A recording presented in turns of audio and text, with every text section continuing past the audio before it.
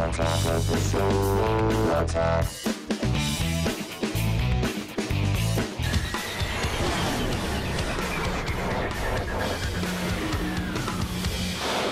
me via FaceTime, I'm kidding, all the way from New York to help us make sense of it all, editor-in-chief for Engadget.com, Joshua Topolsky is here, everybody. How are you, sir? Hey, good. How are you? I'm doing well.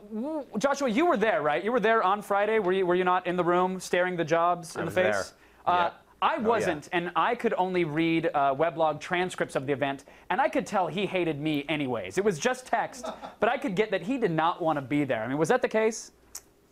Well, yeah, he didn't seem really psyched to be getting up in front of people and saying, hey, our antenna isn't as bad as everybody says it is, especially since, you know, he was just talking about how great the antenna is a few weeks earlier. So I think he didn't seem that happy, and he made an allusion to maybe just being pulled off of vacation in Hawaii. So yeah, maybe that had something to do with it. Yeah, that's kind of a crappy reason to be called back, to come in and say, hey, we're sorry, but we still love you guys.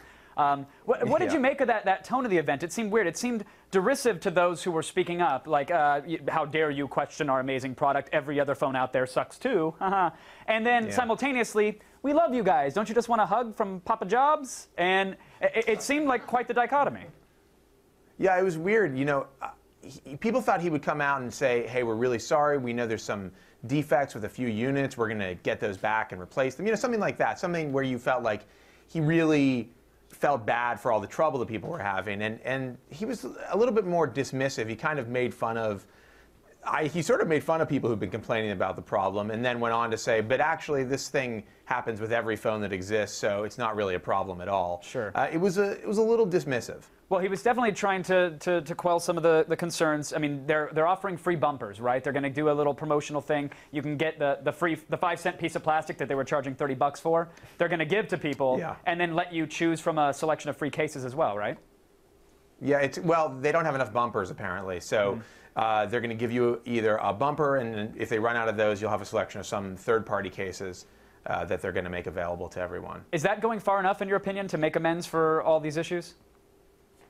Well, we don't really know how widespread this problem is. It may be a few really vocal people with bad problems. It could be everybody who has the phone. But, I mean, if their return rates are to be believed, it's likely that this isn't affecting everybody in the way that some of these reports would have you believe. So I think it's a good step. I would like to see something a little more concrete, like, hey, there is a defect, or actually we can fix this with software.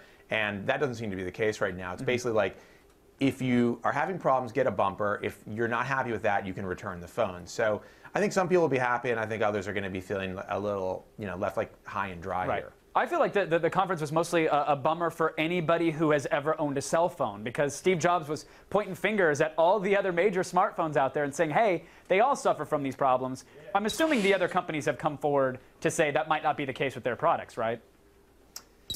Yeah, pretty quickly, RIM and Nokia and Samsung and HTC stepped up and said, actually, Apple, we don't want to get pulled into your little issue that you're having. Our phones are great. We don't have any antenna problems. They seemed pretty rattled by the fact that Jobs had tried to rope them into the antenna gate or the antenna issue. Though, in Jobs' defense, there are real problems with antennas that a lot of these phone makers, when you get the phone in the manual, it says, hey, don't hold it this way or you could attenuate the signal. So, you know, there's a little bit of truth to both sides. Very, very true. And finally, Joshua, you were allowed into the Professor X Ready Room. You got to go behind closed doors into Apple's Infinite Loop testing lab.